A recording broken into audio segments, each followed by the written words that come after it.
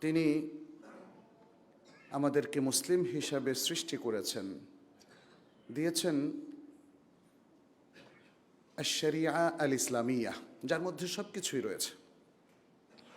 আমাদের আজকে যে বিষয়টা নিয়ে আমরা কথা বলবো সেটিও শরিয়ারই অত্যন্ত গুরুত্বপূর্ণ একটি অধ্যায়। মুসলিম জীবনে কী ধরনের সংস্কৃতি আমরা লালন করব এবং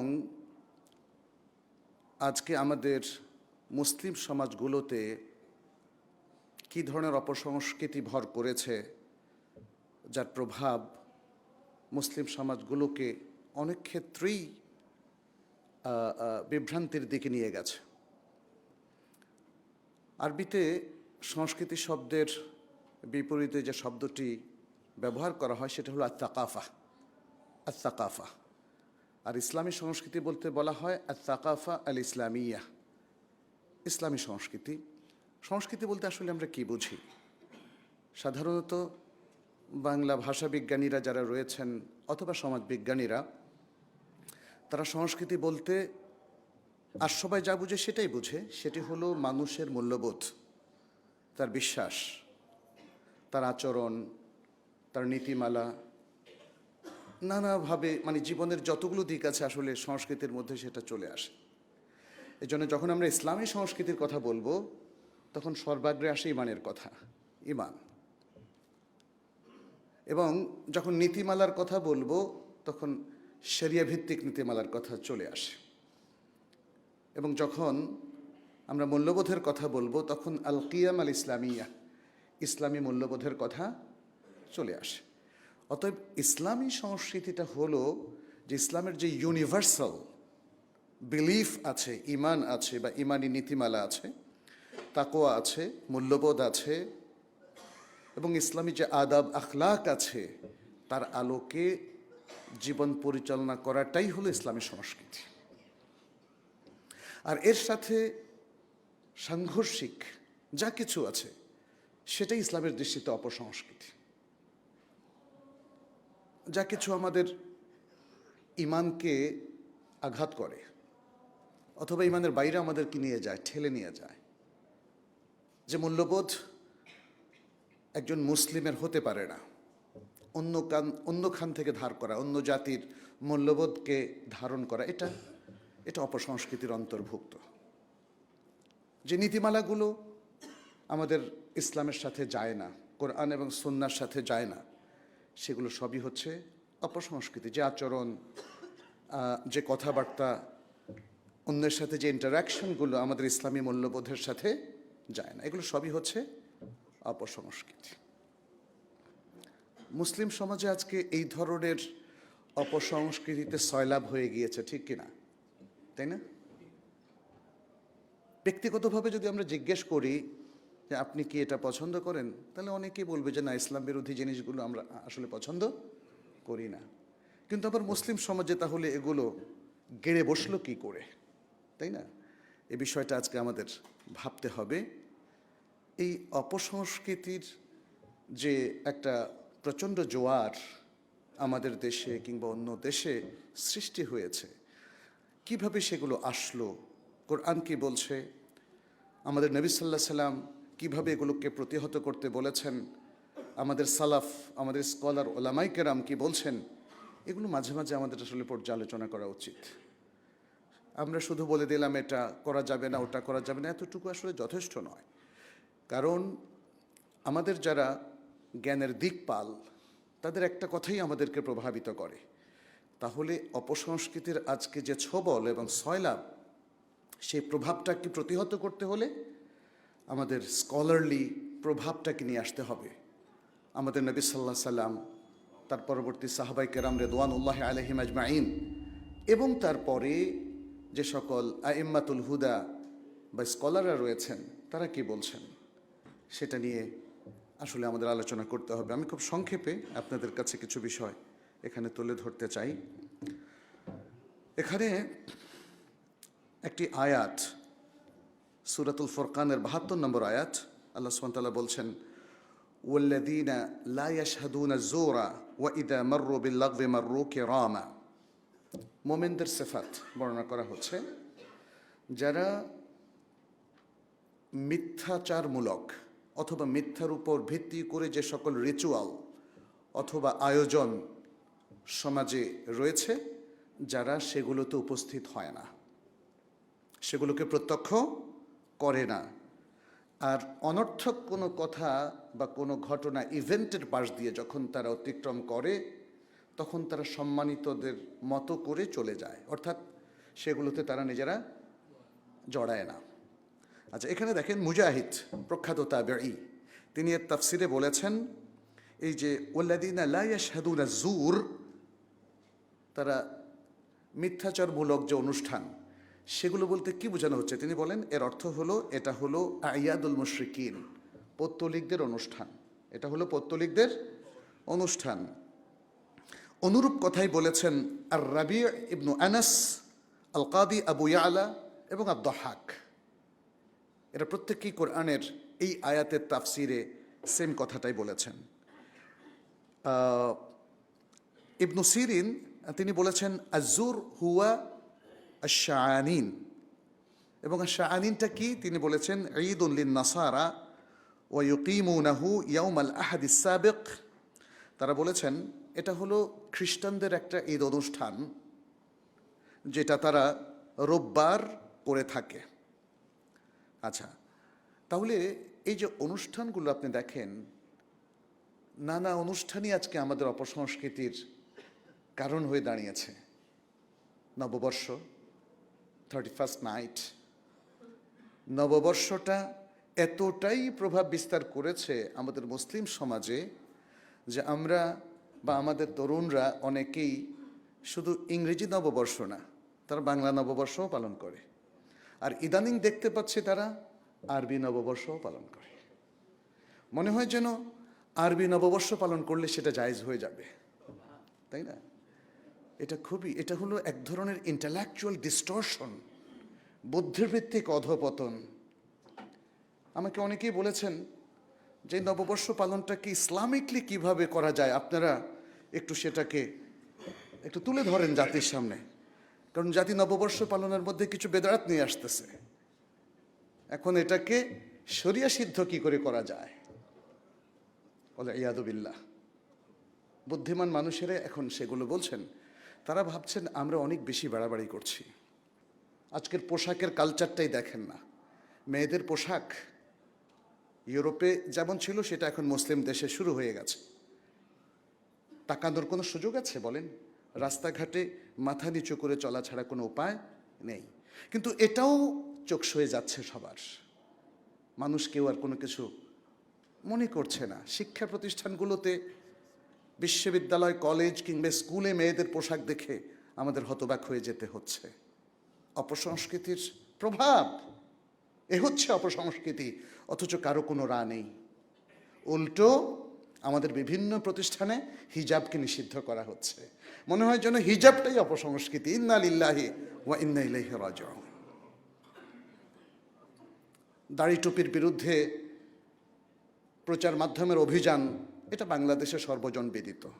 সে কত বছর আগ থেকে, যখন আমি নিজেও ছোট, দেখি যে দাড়ি টুপিওয়ালা লোকদের কি ভয়ঙ্কর করে দেখানো হচ্ছে। এটা কি অপসংস্কৃতি না? এটা অপসংস্কৃতির প্রভাব। যারা এই সমাজে প্রভাবক তৈরি করেন, তারা এভাবেই ধীরে ধীরে ইসলামের মূল্যবোধ, ঈমান, আমল, তাকওয়া, সুন্দর আচরণ, আখলাক, নৈতিকতা, এগুলোকে বিদায় জানানোর ব্যবস্থা করেছেন। আজকের অপসংস্কৃতির প্রভাব আরও ভয়ঙ্কর হয়ে উঠেছে।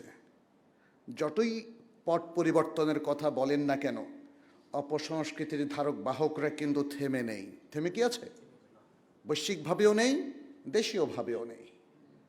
তারা আমাদের সমাজে যা ইসলাম চিরায়তভাবে হারাম করে দিয়েছে, সেই সব স্বভাব, সেই সব পাপকেও এখানে পুনর্বসিত করতে চায়। সমকামিতা, জেনা, ব্যভিচার, মদপান, লটারি, জুয়া, কোনটা বাদ আছে বলেন তো? সবচেয়ে বড় অপসংস্কৃতি কি সুদ নয় বলেন? সেই সুদটাকে কি প্রাতিষ্ঠানিক রূপই না দেওয়া হয়েছে মুসলিম দেশগুলোতে এবং সমাজগুলোতে।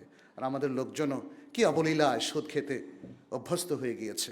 অনেকে হয়তো পছন্দ করে না জানি, কিন্তু তারপরেও তো খাচ্ছেন, তো নিচ্ছেন, তো দিচ্ছেন তো। আর ঘুষের কালচার, হাদ্দেস ওয়ালা হারজ। সুদ যদি আইন সিদ্ধ হয়েও থাকে দেশীয় আইনে, কিন্তু ঘুষ তো পৃথিবীর কোনো আইন এটাকে জায়েজ করেনি।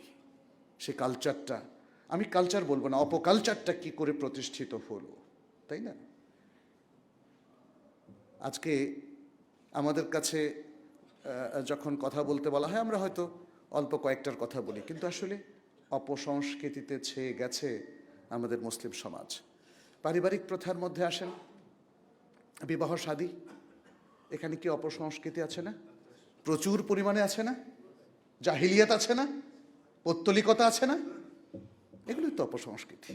দূর করতে পারছেন কি, বা করছেন না কেন? আপনি নিজেরটা দিয়ে শুরু করেন না। অনেক দিনদার ভাইদের তাদের কন্যাদের বিয়ে অনুষ্ঠানে গিয়েছি, এখন যাওয়াটাই আমার জন্য কঠিন। মানে শুধু মসজিদে বিবাহ ছাড়ার কোথাও যাই না। দেখি যে সেখানে অবাধ মেলামেশার ব্যবস্থা। তাহলে এই ভাই এত দিনদারি কি অর্থ থাকতে পারে?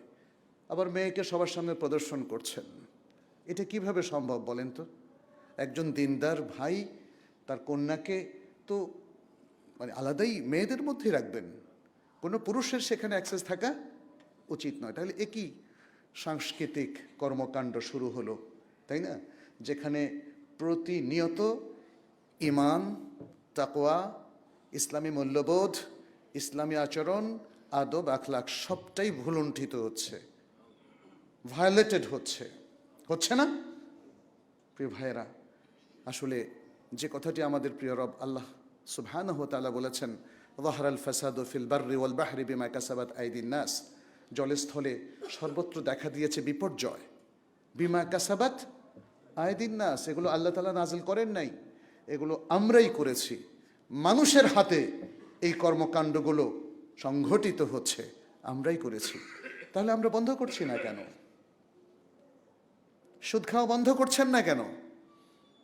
ঘুষ খাওয়া বন্ধ করছেন না কেন? দুর্নীতি বন্ধ হচ্ছে না কেন? বিবাহ শাদীতে যে অপাচারগুলো আছে, অপসংস্কৃতিগুলো আছে, বন্ধ হচ্ছে না কেন? কারণ আপনি আমি এটা বন্ধ করছি না বা করতে আগ্রহী নই। অতএব ওয়াজ কোনো কাজে আসবে না যদি আমরা সিরিয়াস না হই। এখানে আরও দু একটি বিষয় একটু তুলে ধরতে চাই। ইসলাম কি তাহলে কোনো আনুষ্ঠানিকতায় বিশ্বাসী না? কোনো সব অনুষ্ঠানকে কি হারাম করে দিয়েছে? না, সব অনুষ্ঠানকে হারাম করেনি। ইসলাম হচ্ছে একটা পবিত্র জীবন ধারণ পদ্ধতি, পবিত্র জীবন ব্যবস্থা, পবিত্র, এখানে কোনো অপবিত্রতা নেই। ফলে ইসলাম যে কোনো ধরনের শিরক, কুফরি, পৌত্তলিকতা, অনাচার, ব্যভিচার, পাপ এবং অন্যায়, দুর্নীতি সব কিছু মুক্ত একটা সুন্দর বিধান দিয়েছে আমাদেরকে। সেই বিধানের আলোকে পরিচালিত হলে সমাজটাও পবিত্র হবে, এবং সেই বিধানের আলোকে পরিচিত হলে রাজনীতিটাও পবিত্র হবে। সে বিধানের আলোকে পরিচালিত হলে ব্যবসায়িক সব কিছু পবিত্র হবে, হবে না? রাসূলুল্লাহ সাল্লাল্লাহু আলাইহি সাল্লাম থেকে সে বিখ্যাত হাদিসটা আপনারা জানেন, আনাস ইবনে মালিক রাদিয়াল্লাহু তাআলা আনহু যেটা উল্লেখ করেছেন, এবং এটি আবু দাউদ, আহমদ, নাসাই সুনান গ্রন্থগুলোতে এসেছে। এছাড়াও এই ঘটনাটা অন্যান্য হাদিস গ্রন্থ এসেছে। সেটি হলো, রাসূল সাল্লাল্লাহু আলাইহি সাল্লাম যখন মদিনায় আসলেন, দেখলেন যে তাদের মদিনাবাসীদের দুটো ঈদের দিন আছে, উৎসব। তখন তিনি জিজ্ঞেস করলেন যে এটা কারা, কিভাবে তারা করে? মা হাযান আল ইয়াওমান, এই দিনগুলোতে ওরা কি করে? তখন তারা জবাব দিয়েছিল, কুন্না নালআবু ফীহিমা ফিল জাহিলিয়াহ, জাহিলি যুগে এই দিনগুলোতে আমরা খেলাধুলা করতাম, আনন্দ উল্লাস করতাম। তখন রাসূল সাল্লাল্লাহু আলাইহি ওয়াসাল্লাম বললেন, ইন্নাল্লাহা কাদ আবদালাকুম বিহিমা খায়রাম মিনহুমা ইয়াউমুল আযহা ওয়া ইয়াউমুল ফিতর। আল্লাহ তাআলা এই জাহিলি দুটো উপলক্ষকে পাল্টে দিয়ে আরও দুটো উত্তম দিন তোমাদেরকে দিয়েছেন, একটা হলো ঈদুল ফিতর আর একটা হলো ঈদুল আযহা। সুতরাং ইসলামের গ্র্যান্ড ইভেন্ট বা ফেস্টিভ্যাল বলতে দুটো দিনকেই বোঝানো হয়, ঈদুল আযহা, ঈদুল ফিতর। এর বাইরে এমন কোনো ইভেন্ট আর হবে না।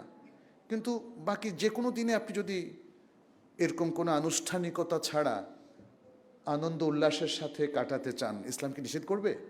নিষেধ করবে না।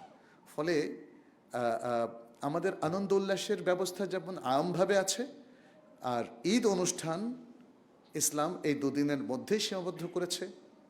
আর সাপ্তাহিক ঈদ হিসাবে এই যে জুমার সালাতে আজকে আমরা আসলাম, সেটাও ইসলাম রেকমেন্ড করেছে। এর বাইরে আর যে অনুষ্ঠানগুলো, সেগুলো কিন্তু শরিয়াত সিদ্ধ নয়, সেটা রিলিজিয়াস হোক নন রিলিজিয়াস হোক। আমাদের অনেকেই বলে যে এটা তো আমি ইবাদতের জন্য করছি না, যেমন ভ্যালেন্টাইন্স ডে, তো কিসের জন্য করছেন, তাই না? ঠিক আছে, ইবাদতের জন্য করছেন, আমরা এখানে কালচার নিয়ে কথা বলছি, তাই না? শুধু ইবাদত না, ইবাদত ইসলামের কালচার, ইবাদত ইসলামের কালচার। অতএব ইবাদত বাদ দিয়ে দেন, যদি সালাত না পড়েন, তাহলে আপনি ইসলামের বিপরীত কালচারে চলে গেলেন। মুআমালাত তো ইসলামের কালচারের মধ্যে পড়ে। মুআমালাত, আপনি যদি নতুন নতুন অনুষ্ঠান নিয়ে আসেন, বিবাহ শাদীর পরিবর্তে প্রেম প্রণয়ের নতুন উপাখ্যান নিয়ে আসেন, তাহলে এগুলো সবই অপকালচারের মধ্যেই পড়বে। অতএব যে কোনো অনুষ্ঠান, যেমন আপনি জন্মদিন, আপনার সন্তানের জন্মদিবস পালন করছেন, বিবাহ বার্ষিকী পালন করছেন, এগুলো অনুষ্ঠান কিনা? অনুষ্ঠান। এগুলোর ইসলামী কোনো দলিল আছে কিনা? নাই। তাহলে কোত্থেকে আনলেন? কাদের দেখে আপনি এগুলো প্রচলন করলেন? অবশ্যই অমুসলিম কৃষ্টি কালচার থেকে এগুলো আমদানি করা হয়েছে, তাই না? সুতরাং এগুলো ইসলামী কালচারের সাথে সাংঘর্ষিক, এগুলো পালানোর কোনো প্রয়োজন নেই। আপনার এর থেকে অনেক জরুরি কাজ আছে। আজকে মুসলিম বিশ্ব দেখেন কত পিছিয়ে, সবার প্রয়োজনীয় জ্ঞানটুকু পর্যন্ত অর্জিত হয় নাই। কত পিএইচডি হোল্ডার আছে, তাদের ইসলামের বেসিক জ্ঞানটুকু পর্যন্ত নেই। আপনার সময় কোথায় ভাই?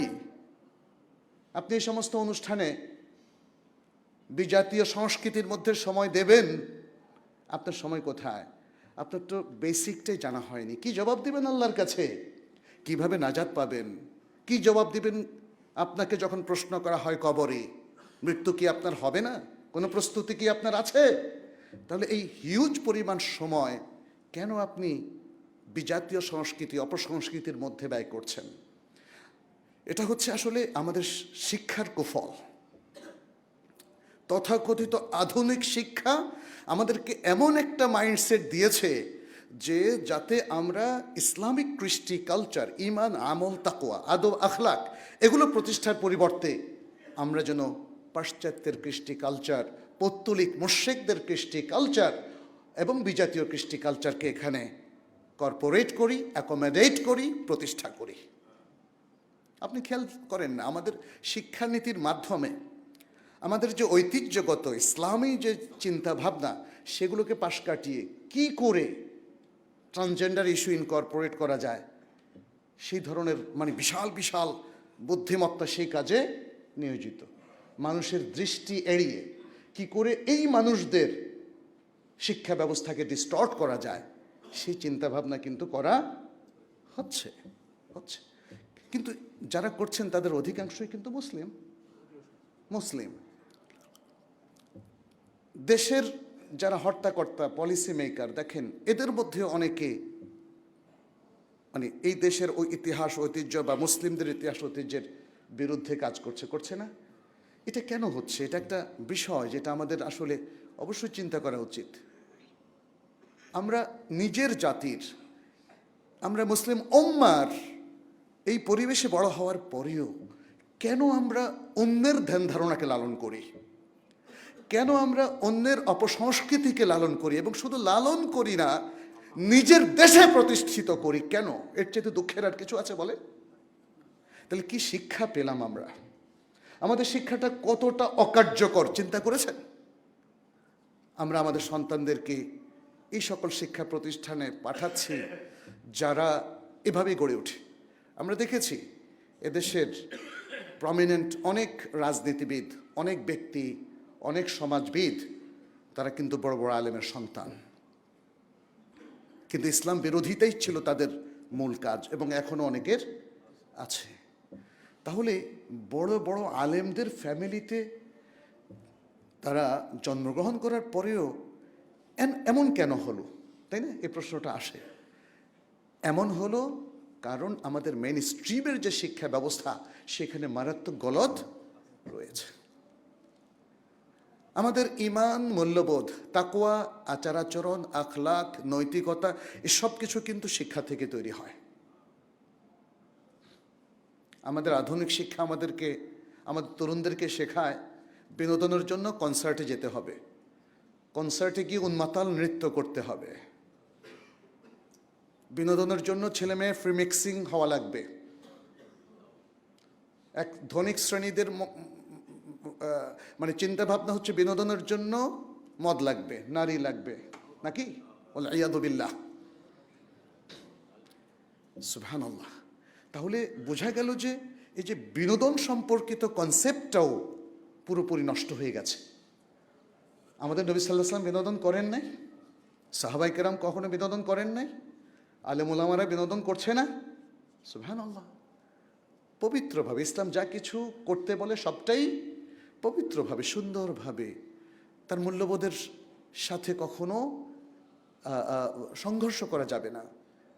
অত্যন্ত সুন্দরভাবে, শালীনভাবে, তাকওয়া ভিত্তিক এবং নৈতিকতা ভিত্তিক আচার আচরণ, কর্মতৎপরতা, এটার মধ্য দিয়েই ইসলাম আসলে একটা প্রজন্ম গড়ে উঠেছে। আমরা যেটা দেখেছি সাহাবায়ে কেরামের প্রজন্ম। তো আজকের এই সময়ও প্রিয় ভাইরা মনে রাখতে হবে যে এই যে বিজাতীয় সংস্কৃতি, ইসলামের এই নীতিমালাগুলোকে আমরা হারিয়ে ফেলেছি, সেটাকে আবার পুনরুদ্ধার করতে হবে। শুধু আমি ইমানদার মুসলিম, জামাতে নামাজ পড়লাম আর জুমাতে আসলাম, এটা যথেষ্ট না।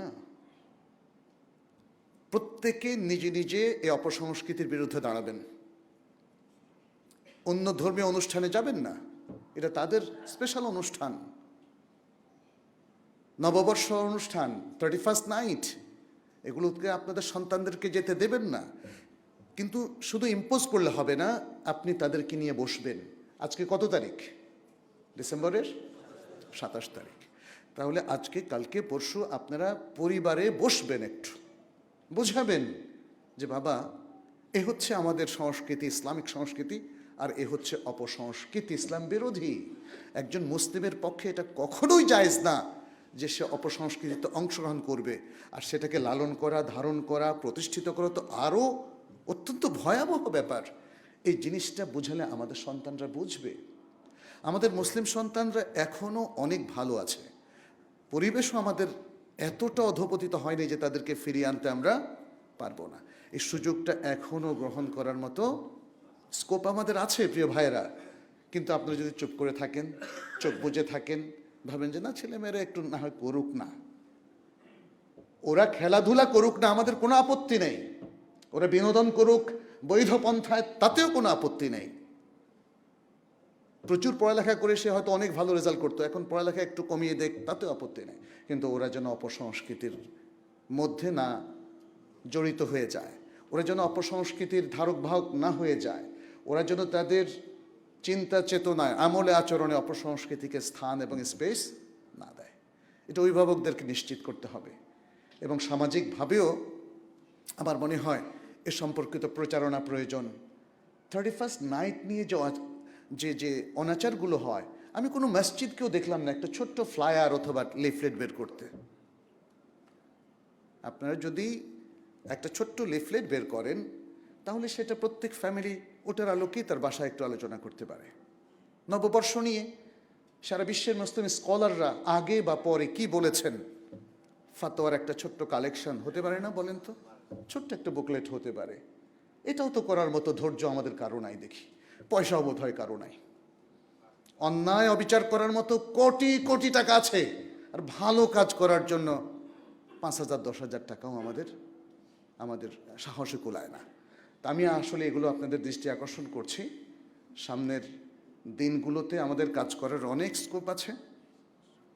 এখনকার যে পরিবেশ পরিস্থিতি বাংলাদেশে, আমরা অনেক কথা বলতে পারি। অতএব সত্য কথা বেশি বলুন, সত্যের দিকে মানুষকে আহ্বান করুন। আমাদের মধ্যে এতকাল যাবৎ যে জঞ্জাল, যে অনৈতিকতা, যে অন্যায় অবিচার দুর্নীতি জমেছিল, সেগুলোকে ঝেড়ে ফেলে দিন। সমাজকে পবিত্র করুন, নিজেকে, নিজের পরিবারকে পবিত্র করুন এবং আমাদের জীবনকে পবিত্র করুন। যদি তাই করতে পারি, তাহলে আল্লাহ সুবহানাহু ওয়া তাআলা তিনিও কিন্তু ওয়াদা করেছেন তাকিদ সহকারে ওয়াদা করেছেন, ফালানুহিয়ান্নাহুম হায়াতান তাইয়্যিবা, অবশ্যই আমরা তাদেরকে একটা পবিত্র জীবন দান করব। পবিত্র জীবনের জন্য নিজেদেরকে প্রস্তুত করুন, তাহলে আল্লাহ তাআলা আমাদেরকে পবিত্র জীবন ইনশাআল্লাহ নির্ধারণ করে দিবেন। আমরা আল্লাহর কাছে সেই দোয়া করি। আর যে অপবিত্র অকেশনগুলো, এগুলোকে প্রতিহত করার সর্বাত্মক ব্যবস্থা করবেন ইনশাআল্লাহ। আর আমরা যেন বিশেষ করে আমাদের শিক্ষার মূল বিষয়গুলো আমরা ধারণ করি, আমাদের শিক্ষা যেন সঠিক নৈতিকতামুখী এবং আদর্শমুখী হয়, ঈমানমুখী, তাকওয়ামুখী হয়, সেদিকে আমরা খেয়াল করব। তাহলে আমরা আশা করি যে অপসংস্কৃতি এ জোয়ার বন্ধ হবে, আবারও ইসলামী সংস্কৃতির সুবাতাস আমাদের জীবনে বইতে শুরু করবে। আল্লাহর কাছে দোয়া করি তিনি যেন আমাদের সবার জন্য সেরকম একটা সুন্দর পরিবেশ দান করেন। আকুলু কাউলি হাদা ওয়া আস্তাগফিরুল্লাহ লি ওয়া লাকুম ওয়া লিসাইরিল মুসলিমিন ফাস্তাগফিরুহু ইন্নাহু হুয়াল গাফুরুর রাহিম।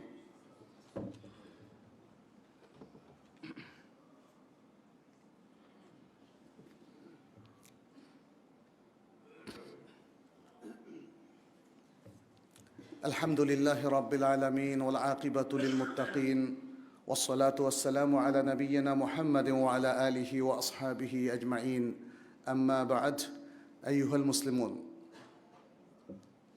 كونوا عباد الله الصادقين المؤمنين المخلصين واتبعوا سنة نبيكم وسيرته في جميع حياتكم فإن النبي صلى الله عليه وسلم قدوة وأسوة لنا ولجميع الأمة، حيث قال الله سبحانه وتعالى لقد كان لكم في رسول الله أسوة حسنة।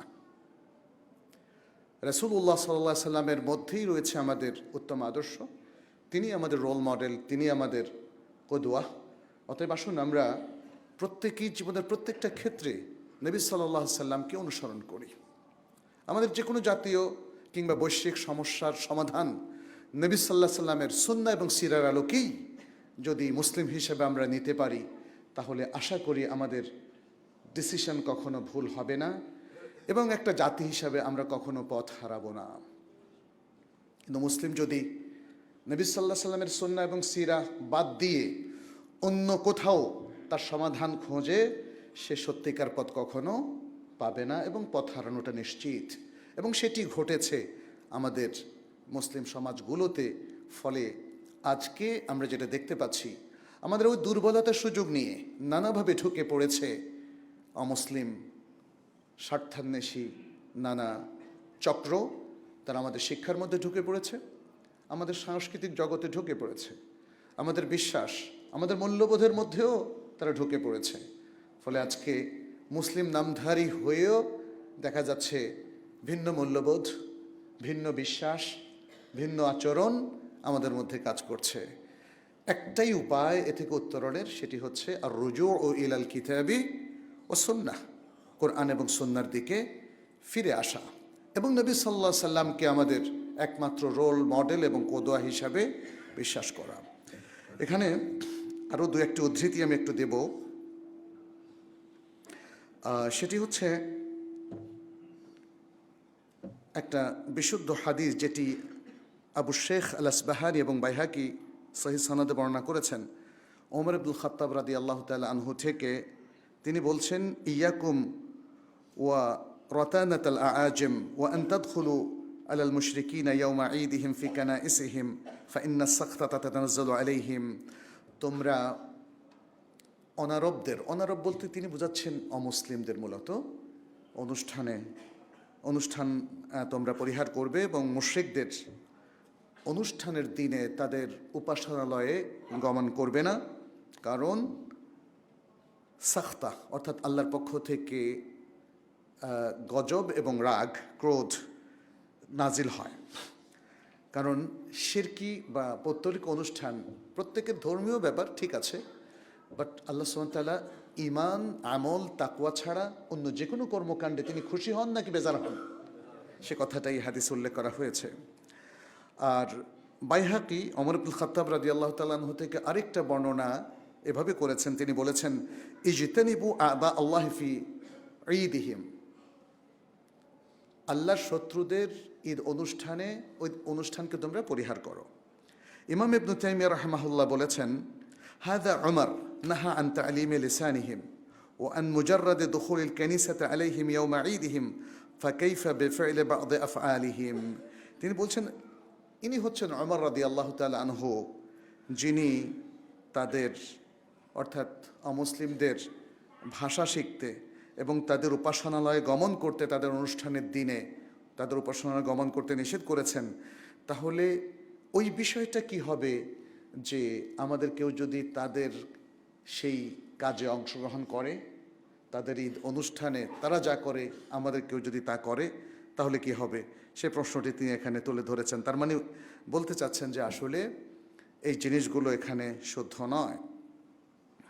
ইমাম ইবনে তাইমিয়া রাহিমাহুল্লাহ আরও বলেছেন ফালা ফারকা বাইনা মুশারাকাতিহিম ফিল ঈদ ওয়া বাইনা মুশারাকাতিহিম ফি সাইরিল মানাহিজ, তাদের কোনো উৎসব অনুষ্ঠানে অংশগ্রহণ করা অথবা তাদের নীতি নির্ধারণী বিষয়গুলোকে মেনে নেওয়ার মধ্যে কোনো পার্থক্য নেই। তাহলে অমুসলিমদের কৃষ্টি কালচারে নিজেদেরকে মার্জ করা বা সম্পৃক্ত করা, সেটার মধ্যেও কোনো পার্থক্য নেই। তাদেরকে গ্রহণ করা আর তাদের অনুষ্ঠান গ্রহণ করা একই কথা। এই জন্যই আমরা দেখি যে মুসলিমদের মধ্য থেকে যারা অমুসলিমদের কৃষ্টি কালচারকে গ্রহণ করে ফেলেছেন, তারা আর মুসলিমদের মতো চিন্তাভাবনা করতে পারছেন না, বরং ইসলাম বিরোধী চিন্তাভাবনাকেই তারা প্রগতিশীলতা মনে করেন, উন্নয়ন মনে করেন ইত্যাদি। এখানে আরেকটা ছোট্ট কথা আমি একটু বলি। আমাদের মুসলিম বিশ্বের নানা দুর্বলতার সুযোগে, গাফলতি এবং অসতর্কতার সুযোগে আমরা দেখতে পাচ্ছি বিদেশি প্রচুর এনজিও কাজ করছে এবং তারা কাজ করছে উন্নয়নমূলক।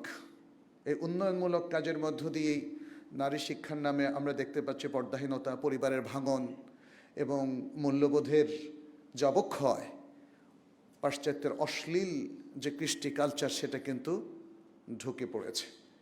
তো এই যে উন্নয়ন, মুসলিম বিশ্বের উন্নয়ন হবে কিসের ভিত্তিতে? কোরআন এবং সুন্নাহর ভিত্তিতে। পৃথিবীর সবচেয়ে বড় উন্নয়ন হচ্ছে ঈমান এবং নৈতিকতা ভিত্তিক উন্নয়ন। মনে রাখবেন, পার্থিব উন্নয়ন আপনাকে আমাকে কখনোই সার্বিক সাফল্য দিবে না যতদিন না ঈমান, তাকওয়া এবং নৈতিকতার উন্নয়ন হবে। আমাদের সন্তানদেরকে এটা বোঝাতে হবে, ঈমান যদি আপনি হারিয়ে ফেলেন আপনার আর কোনো উন্নয়ন নাই। তাকওয়া যদি না থাকে তাহলে কোনো উন্নয়নে কাজ হবে না। তখন মানুষ হাজার হাজার কোটি টাকা মানি লন্ডারিং করে নিয়ে যাবে, যাবে কিনা বলেন? কিসের উন্নয়ন হলো রে ভাই? তাকওয়া, তাকওয়া, ঈমান, আখলাক, এগুলো হচ্ছে প্রকৃত উন্নয়ন। কুড়ে ঘরে থাকি, তারপরও দেখবেন দেশের মানুষ সুখে শান্তিতে বসবাস করবে। ইসলামের উন্নয়ন কনসেপ্ট, ইসলামের যে উন্নয়নের যে রূপরেখা, এটা সবচেয়ে বেস্ট, এটা সবচেয়ে বেস্ট। পাশ্চাত্যের যে উন্নয়ন এটা বৈষয়িক, ওটা ক্যাপিটালিস্ট কান্ট্রি, পুঁজিবাদী, টাকা একদল লোকের কাছে চলে যায় আর বাকি লোকেরা ধুঁকতে থাকে, তাই না? এবং সেখানে আরও নানা ধরনের অধপতন তো আমরা দেখতেই পাচ্ছি আজকের যুগে। অতএব আমাদেরকে দিনের দিকে চলে আসতে হবে প্রিয় ভাইয়েরা। এটা হচ্ছে আমাদের আজকের খুতবার মূল কথা। অপসংস্কৃতিকে না বলতে হবে, ইসলামী ঈমান, আকিদা এবং সংস্কৃতিকে আবারও আমাদের জীবনে শতভাগ প্রতিষ্ঠিত করতে হবে। তাহলেই মুসলিমদের সাফল্য নিশ্চিত হবে। দুনিয়া আখেরাতের আমাদের যে পাওনা আল্লাহর কাছে আল্লাহ যে ওয়াদা করেছেন সেটি আমরা প্রাপ্ত হব, প্রাপ্ত হওয়ার অধিকার আমরা লাভ করব। আল্লাহ আমাদের সবাইকে তৌফিক দান করুন। সিরাতুল মুস্তাকিম কনফারেন্সের বিষয়টা হয়তো আপনারা জানেন। আমরা সেই ঘোষণাটা আজকের এই খুতবা থেকেও দিচ্ছি। মসজিদুত তাকওয়ার আয়োজনে আগামী 7 এবং 8 ফেব্রুয়ারি সিলেট সরকারি আলিয়া মাদ্রাসায়, আর পাশাপাশি এখানে যে স্কুল অফ বিলিভার্স রয়েছে এবং উম্মুল কোরা মাদ্রাসা, দুটোতেই বর্তমানে ভর্তি চলছে। আপনারা আপনাদের সন্তানদেরকে সঠিক শিক্ষার জন্য এগুলোতে দিয়ে দিন।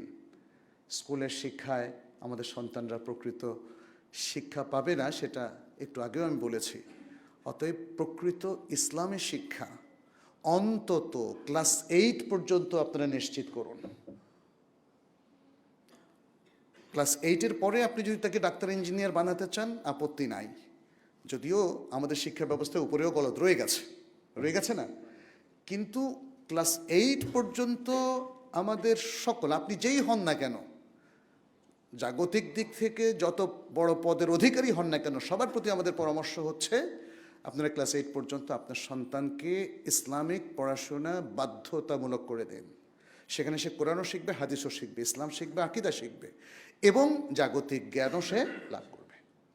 এরপরে সে চাইলে ইসলামিক স্কলারও হতে পারে, অথবা ফিজিক্স, কেমিস্ট্রি, অন্য যে কোনো সাবজেক্টও সে পড়তে পারে। আল্লাহ আমাদের সবাইকে তৌফিক দান করুন, বোঝার তৌফিক দান করুন। আল্লাহ আমাদের জীবনের যত ভুল বিভ্রান্তি আছে, পাপ আছে, সীমালঙ্ঘন আছে, সব কিছুকে আল্লাহ তাআলা ধুয়ে মুছে সাফ করে দিন, আমাদেরকে ক্ষমা করে দিন, আমাদের মধ্যে আত্মোপলব্ধি তৈরি করে দিন, আমরা যেন বুঝতে পারি যে আমাদের কি ভুল হয়েছে, আমরা যেন দ্বীনের দিকে ফিরে আসতে পারি। আল্লাহ সে তৌফিক দান করুন। নবী সাল্লাল্লাহু আলাইহি সাল্লামকে জীবনের সর্বক্ষেত্রে রোল মডেল হিসেবে গ্রহণ করার তৌফিক দান করুন। আল্লাহ যেন আমাদের মধ্যে যারা মারা গিয়েছেন তাদেরকেও ক্ষমা করে দেন, জান্নাতুল ফেরদাউস নসিব করেন। যারা অভাবগ্রস্ত, আল্লাহ তাদের অভাব দূর করে দেন। যারা অসুস্থ, তাদেরকে সুস্থ করে দেন। আল্লাহ আমাদের বাংলাদেশি সমাজকে ইসলামী সমাজে রূপান্তরিত করে দেন। আমাদের বাংলাদেশের মুসলিমদেরকে কোরআন সুন্নাহর দিকে পরিপূর্ণভাবে আসার তৌফিক দান করেন। যাদের মধ্যে এখনও বাতিল রয়ে গেছে, ভুল রয়ে গেছে, ভুল আকীদা রয়ে গেছে, আল্লাহ যেন তাদেরকে সঠিক বুঝ দান করেন, সমঝ দান করেন, বিশুদ্ধ আকীদা গ্রহণের তৌফিক দান করেন। যারা অনৈতিকতার মধ্যে রয়েছে, আল্লাহ যেন তাদের আখলাক সুন্দর করে দেন, আত্মোপলব্ধি ঘটিয়ে দেন। হাদা ওসল্লু ওয়াসাল্লিমু আলা নবিয়িনা মুহাম্মদ। ফাকাদ ক্বালা আল্লাহু সুবহানাহু ইন্নাল্লাহা ওয়া মালাইকাতাহু ইউসাল্লুনা আলান নবী ইয়া আইয়ুহাল্লাযীনা আমানু সাল্লু আলাইহি ওয়া সাল্লিমু তাসলিমা। ওয়া ক্বালা আন-নাবিয়্যু সাল্লাল্লাহু আলাইহি ওয়া সাল্লাম মান সাল্লা আলাইয়া মাররাতান সাল্লাল্লাহু আলাইহি বিহা আশারা। আল্লাহুম্মা সাল্লি ওয়া সাল্লিম ওয়া বারিক ওয়া আন'আম আলা নবিয়িনা মুহাম্মদ। ওয়ারদাল্লাহুম্মা আনিল খুলাফাইর রাশিদিন وعن الصحابة أجمعين وعنا معهم بعفوك وكرمك يا أكرم الأكرمين. اللهم أعز الإسلام والمسلمين، اللهم انصر الإسلام والمسلمين، اللهم أحسن عاقبتنا في الأمور كلها، اللهم تقبل منا ومن المسلمين يا رب العالمين. اللهم فرج هم المهمومين من المسلمين، واقض الدين عن المدينين، واقض حاجات المسلمين، واشف مرضانا ومرضى المسلمين يا رب العالمين. اللهم انصر إخواننا في فلسطين، اللهم انصر إخواننا في جميع بقاع الأرض يا رب العالمين. اللهم انصر إخواننا المسلمين في الهند وفي جميع البلدان الإسلامية وغير الإسلامية. اللهم كن لنا عونا يا رب العالمين، ولا تكن علينا يا رب العالمين. انصرنا وانصر الأمة الإسلامية يا رب العالمين.